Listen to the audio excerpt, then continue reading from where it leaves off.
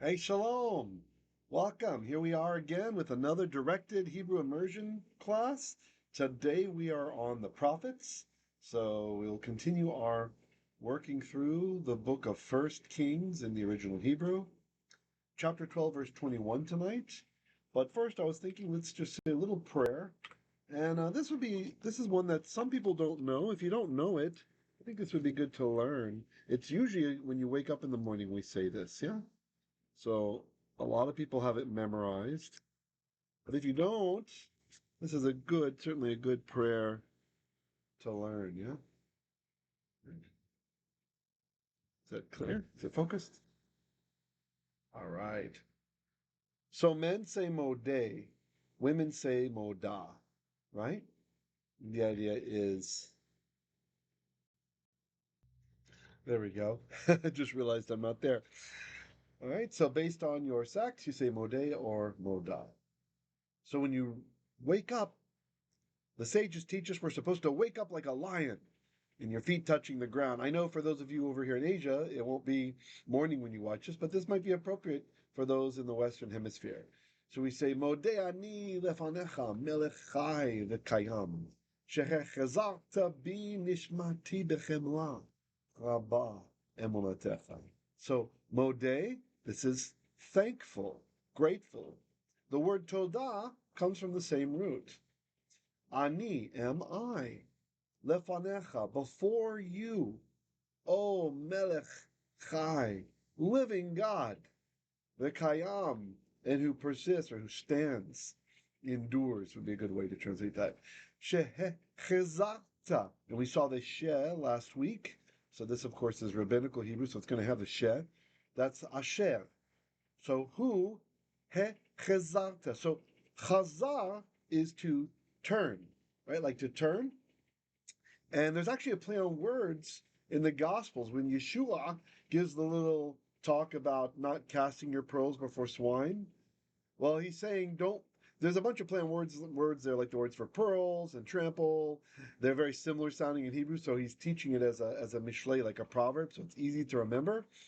But he says, don't cast them before chazir. Chazir is a pig, right? Otherwise, they may chizer, which is this verb, turn around. And then they're going to trample all over the pearls, and those words are similar too, right? So who, and here's the hey, this is a causative of to turn, who you cause to turn around with the idea of bringing back. You reinstalled me within me, nishmati. Neshama is it's breath in the Bible. It's just breath, right? But in later rabbinical dialect, this has to do with it's like your soul. It's your life force, right? You've returned my soul be within me. So you return within me, nishmati, the neshama of t bechemla, with compassion. Chemla, it's like pity, but compassion, similar thing. Rabba emunatecha. Abundant is the emunah, the faithfulness. If it's a person we're talking about, then it's faith. But if it's God, it's faithfulness, right? He doesn't have faith, he has faithfulness. So the emunah of cha, of you. So one more time too. Again, if you're a woman, say moda. Okay? Modeh ani lefanecha, melech chai v'kayam, shehechezarta bi nishmati bechemla. Rabba emunatef. Right? Great. So we'll just let that serve as our opening prayer today. And let's get right into our prophets study.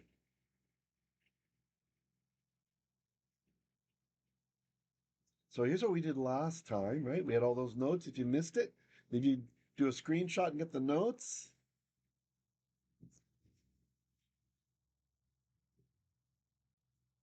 Oops, I thought I paused. I noticed my chair was uncovering, the green screen was uncovering from it, so I tried to fix it. I thought I paused it. Oh, I hope I recorded what I just taught you. 5 minutes? Yeah, okay, it probably did. Okay, good. All right, so let's continue into tonight's or this morning's Torah portion. I mean, here's from the prophets. Here is the comic books kind of zoomed out picture, right? So you got verse 20, verse 21. We did the 20 already. So here's all the people, right? Hands up in the air, etc. The king is there. So we are going to zoom in now on verse 21. So that's a bit easier to see. And here it is. Let's see. So it says, verse 21. Oh, by the way, if you'd like to contribute to what we do here, you can always become a patron over at patreon.com/Hebrew literacy and sign up for whatever monthly gift you'd like to give. Or you could send a one-time gift over at paypal.me/Hebrew literacy. Just make sure to select the option for friends and families if you can. And if you're in a country that uses Gcash, you can just send that to Hebrew, and we'll get that. Oh wait, or is that Paymaya? That's Hebrew. I can't remember now. Okay, forget that one unless you ask me. All right, verse 21.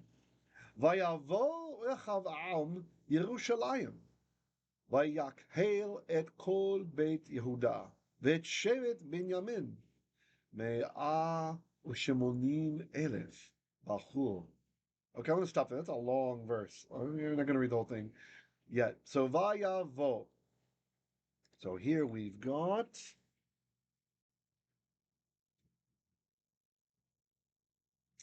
okay. Vayavo, almost. So the yod in the front, this tells us it's he. Oh, let me just check to make sure I'm getting bounced. Okay, good. Okay. It's recording me, okay.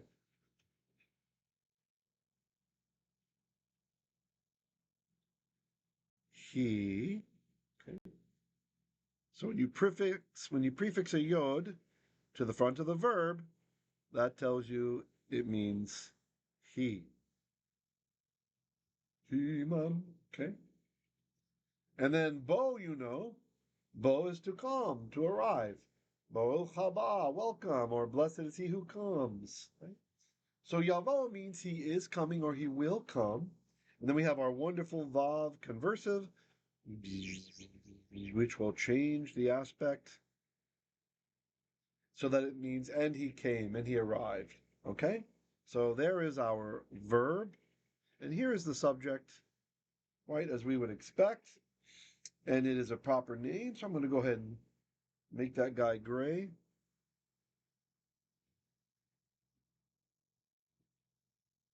Why is it not letting me? Interesting.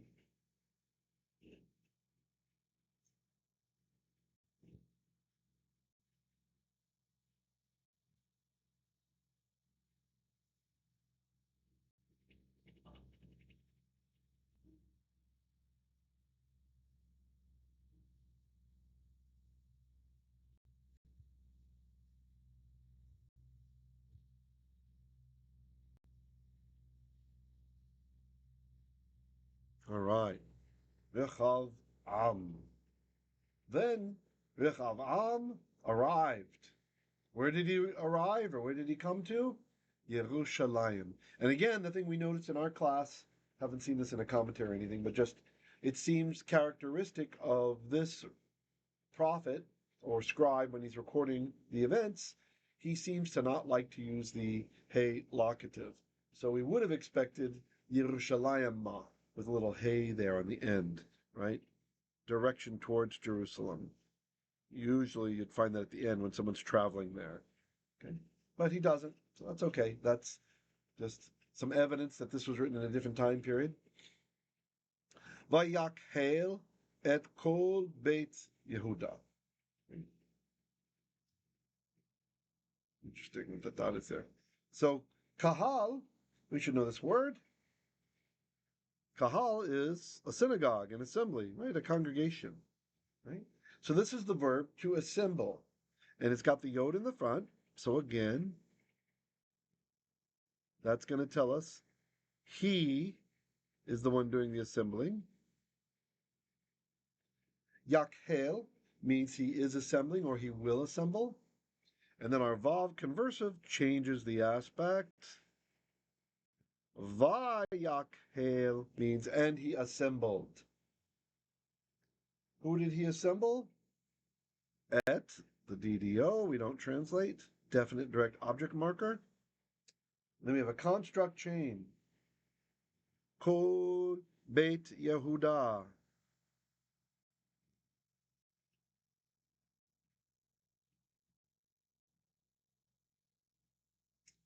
And that last word is a name. Let's gray it out.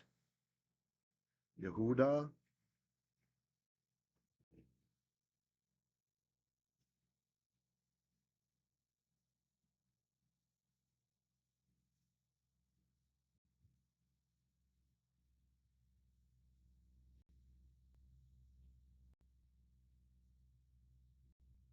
I am using the backup microphone because it did seem there was less cutting out, less clipping than the other night, and I'm trying not to talk while I draw.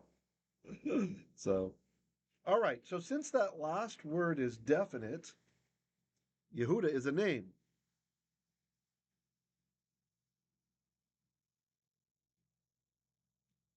Stop drawing. And names are definite. So we expect it to send its definiteness to all the words in the chain. It's the-ness.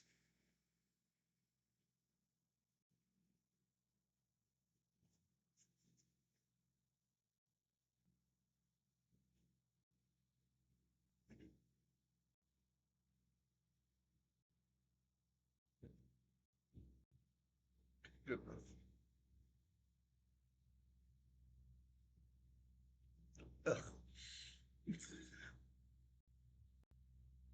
The problem is I'm nearsighted, so I really would have to take my glasses off every time I draw to make it look right. You stop there, it's fine. It's okay. All right. So you see, we've got the definiteness of Yehudah, right?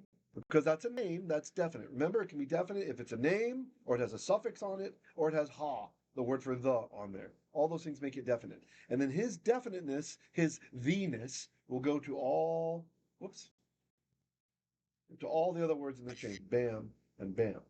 So technically it's saying the all of the house of Yehudah. You don't say the and then a name in Hebrew, right? That's one of the many proofs that in the Tanakh that the Satan is an office and not a person, not a being's name, right? Because it's Ha Satan. We would never say Ha Yisrael, the Israel, for example. Okay. So it doesn't sound good in English, the in front of the kol. So just drop that one. So we have vayavo Rechavam, then Rechavam, or when Rechavam came Yerushalayim to Jerusalem, even though we don't have our ha at the end, which would mean to Jerusalem or towards Jerusalem. Vayakhel, he assembled et kol beit Yehudah, all the house of Judah. Again, we're not going to say the all. It just sounds weird in English, but you could if you wanted to be like super exact. Ve'et,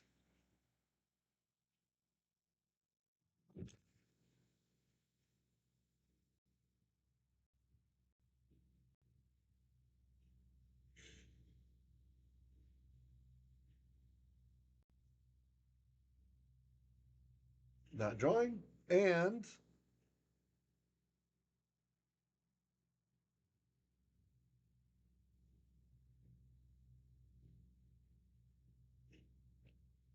DDO. Now we have another construct chain coming up. Sheivet Binyamin.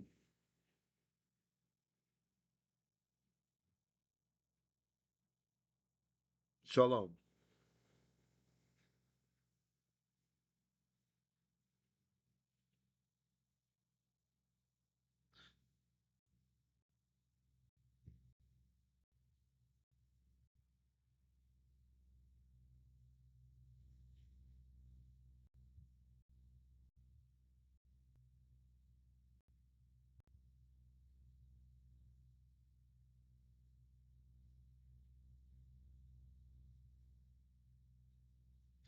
And again, that's a name, Binyamin.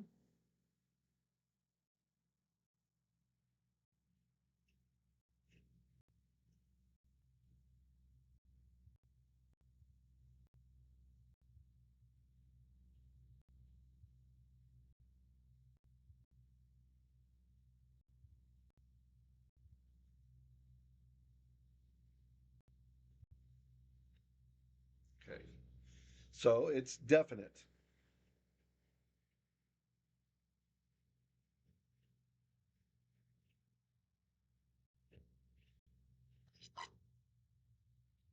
And he will impart his definiteness to the whole chain. In this case, that's just one other word.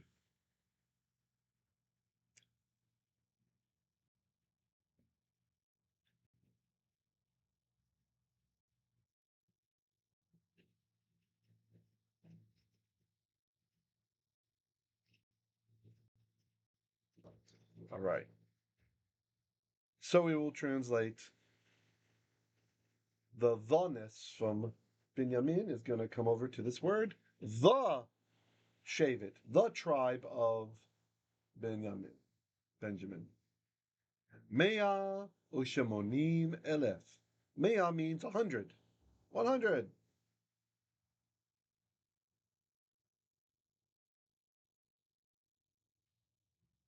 U.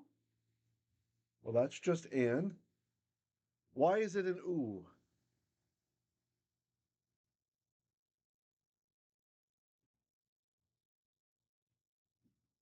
Remember our bump shwa rule?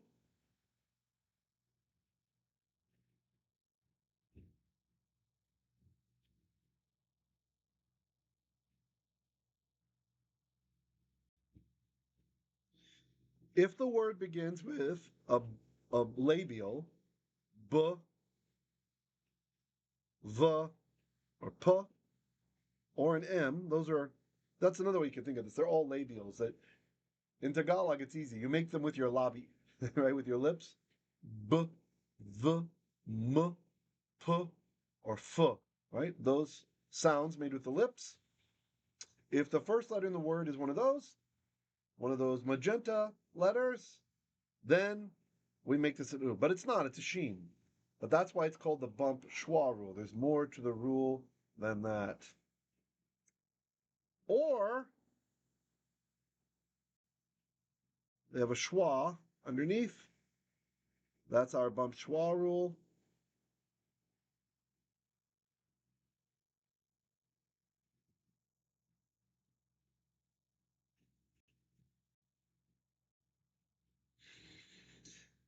Then we go with the green color, the u in the bump schwa mnemonic. Okay, so that's why he's u. Instead of just, usually the vav likes to be like this guy. He likes to just have a schwa under him, right? Vav and schwa. But if that first letter is a labial, a b, a v, a m, a p, or a f, or it already has a schwa under it also, and that's what's happening here. She is not a labial, it's a sh, right? You don't actually use the lips for making the sound. You could do whatever you want with the lips, it still does it, right? Then the oo in bump schwa is going to activate. So you're going to change to oo, all right? U shemonim. Shmoneh means 8, or just like this in sign language, 8.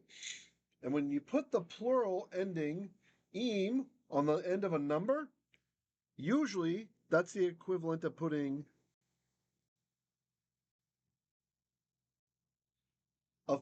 a 0 on it in English, right? So shmoneh is 8.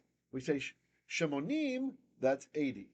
Chamesh is 5. Chameshim is 50. Shalosh is 3. Shaloshim is 30. You get the idea.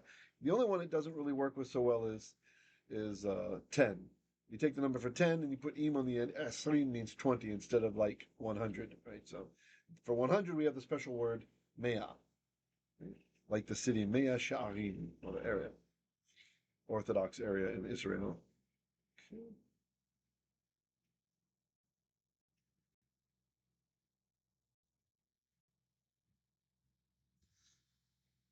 Elef means 1,000. Probably from the basic meaning of it being an ox. Right? One of the ways to translate Elef is an ox. It's from the same root. And so you can think of how the ox is strong and 1,000 men, well, that's strong. Most people can't really visualize how many people 1,000 is. It's already pretty big, right? So you can see how this word developed from the idea of strength, right? Strength in numbers, at least. Okay.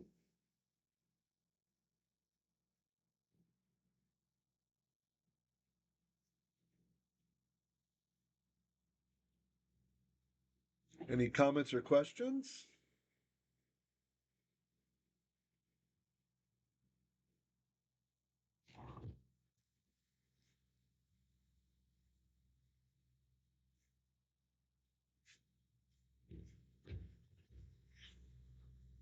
All right, let's continue. Well, maybe not yet, just not yet.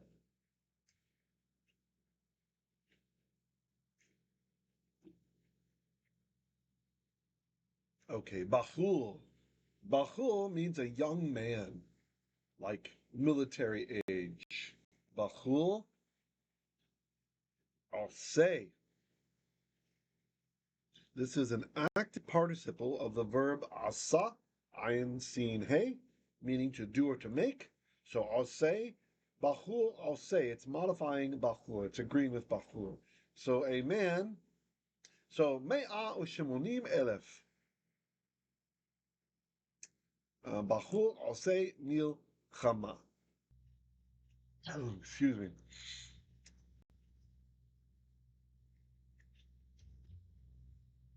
All right. Me'a, 100, u'en shemonim, 80, elef, 1,000. So that's 180,000 bachur, even though this is in the singular, which is why it's also in the singular. Obviously, it's a collective noun. It implies more. Man of military age, like a young man, I'll say, making milchamah, war. Milchamah is war, right? Lo yamudu milchamah. Lahilachem im beit Yisrael. Lahilachem, this is an interesting one. So let me mark the lamed first, which makes this an infinitive.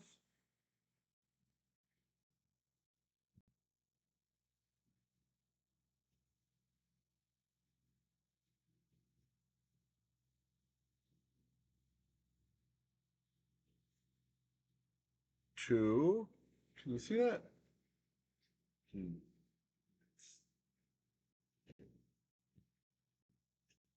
nice if I can find a way to script putting down like just a black area. Like press a button and that'll go down. Maybe I'll try to figure that out. And then I can, it makes it easier for you to see, right? When I write on it. Okay. Two, hilachem. So the root here is lacham. Lacham, where we get lechem, food, bread from. Lacham means to fight, though usually it's in the Nifal when it means to fight. And this word is too. Don't let that hey confuse you. The one right after the lamed. You might look at that and think, oh, it's a hifal, right? Unfortunately not. This is just the way that the Nifal infinitive forms. In ancient times, it would have been hin lachem. Think of Benny Hin. He's fighting. He's got his jacket and he's hitting people. He's fighting. He's fighting. Okay. Hin lachem. So the noon, it goes inside of the lamed there. Okay. That's what that's telling us was there. Hey, there's a noon hiding inside of me, right?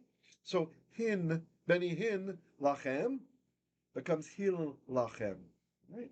So maybe I'll show that to you. Let's put a little note here. So this dagesh, remember, we need to be like language detectives. Your mind is going to be parsing these words, picking apart the patterns, figuring it out. And over time, you won't have to think about it anymore. Like you'll just see lehilachem and you know, okay, to fight, right? But it's fine now for you're looking for these patterns, taking them apart, totally normal. So he's telling me that there was a noon.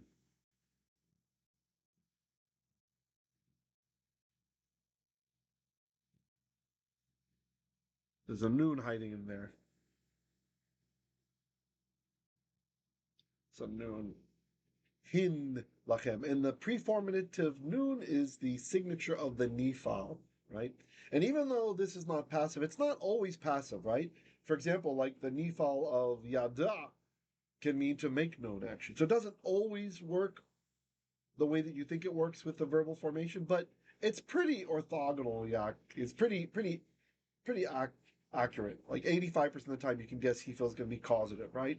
85% of the time PL is a strengthening, right? And 85, probably 90% with Nifal, it's going to be passive, or sometimes it's reflexive to do to oneself, but not always. Sometimes the word just exists this way, like this one does in the Nifal, all right?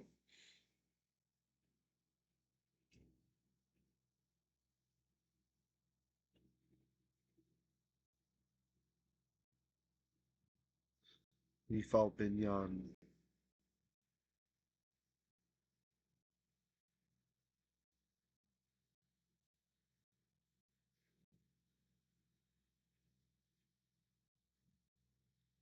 All right.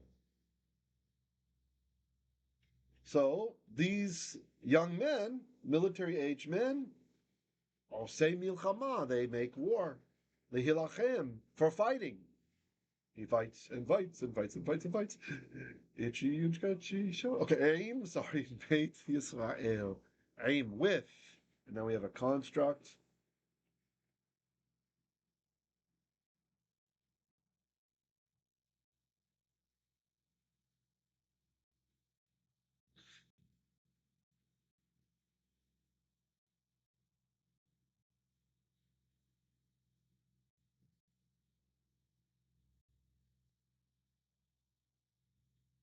And Yisrael is a proper noun, so it's definite.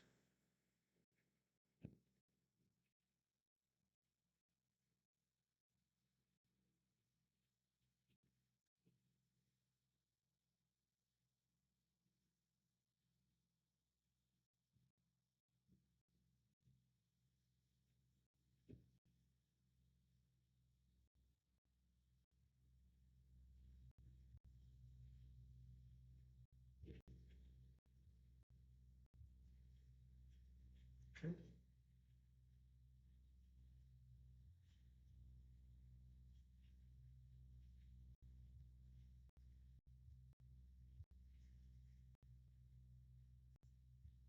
So since it's definite, it will impart its definiteness to the other word in the construct chain. I think it's a shorter path just to draw to the left, but I'm not sure if it will confuse you having stuff crossing over. So I'm going to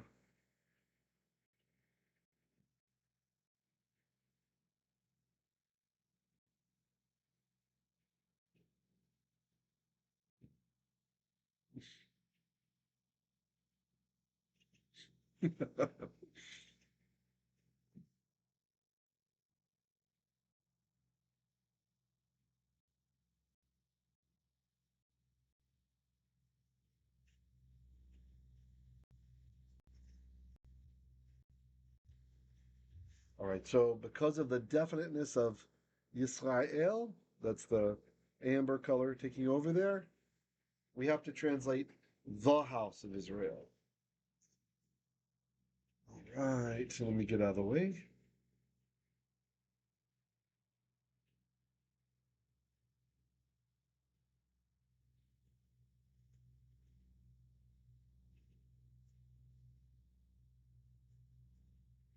Good, good. Lehashiv.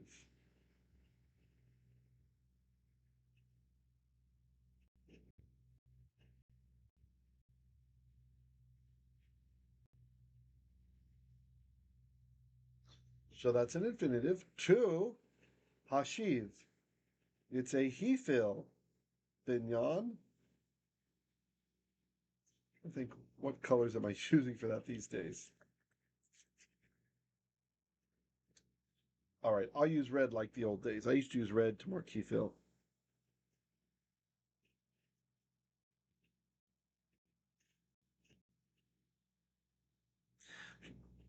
Which I'm worried that's going to confuse you since I use that for the definite article.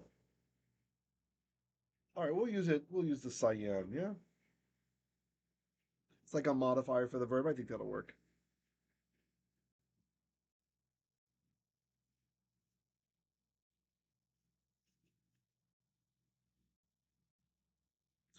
So you can see we have two augments to the verb here being used by the hifal.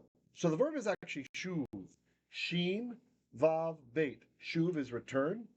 And because it's a hollow verb, that vav has gone away and we're left just with sheen and beit. And then the causative binyan, the verbal form to cause, sometimes we put a hey on there in the front, and sometimes we put a yod before that third root letter. That's why there's the yod there. So that's to cause to return. So to bring back, the hashiv, to bring back et, definite direct object marker, hamlukhah.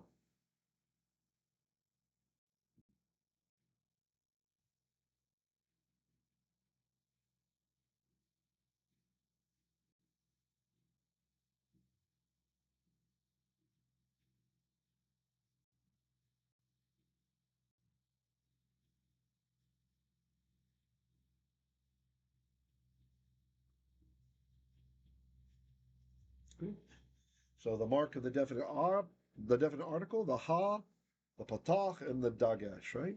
So the something. Melukha, even if you don't know this word, you might be able to recognize the root letters. Mem, lamed, and kaf. Malach. Malach. So malach, if you remember the verb malach means rain. But even if you didn't remember the verb and you just remembered melech, king, you can maybe figure out what are they returning. They're returning the something, and look at the next word. Lichav'am. To lechav'am.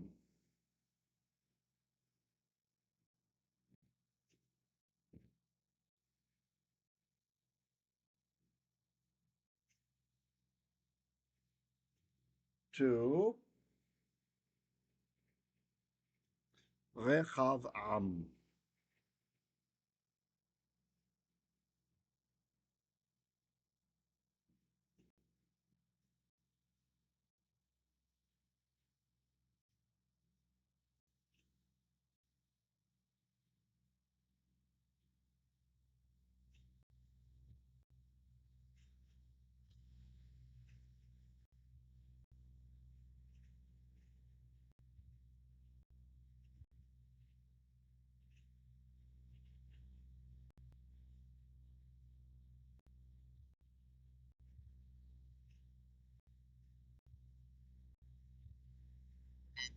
So what related to king are they returning to him? Melucha. Hamlukhah, the kingdom. Lehashiv, to return, we don't translate. Hamlukhah, the kingdom. Lichav'am, to Lichav'am. Ben Shlomo.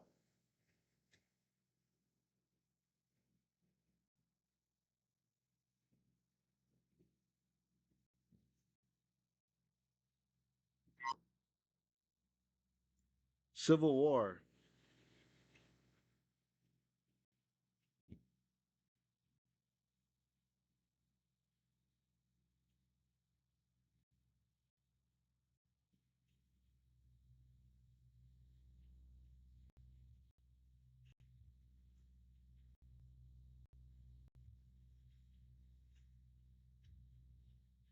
And technically it's a construct chain.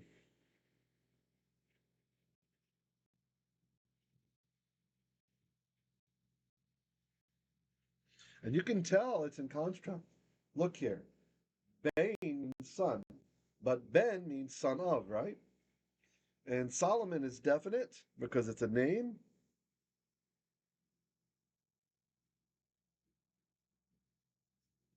So his definiteness, his theness will move to the other word.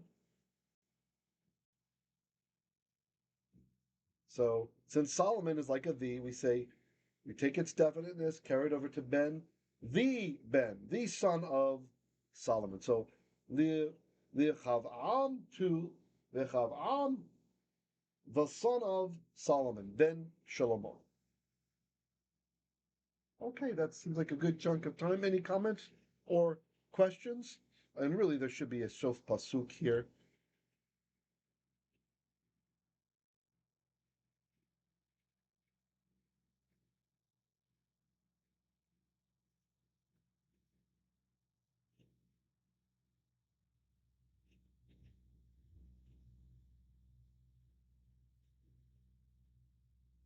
Ending the verse. I don't know why the graphic novel they don't put those in there. I mean, they do, don't they? In between verses, it's just when the verse ends that they don't. Let me see. Whoa!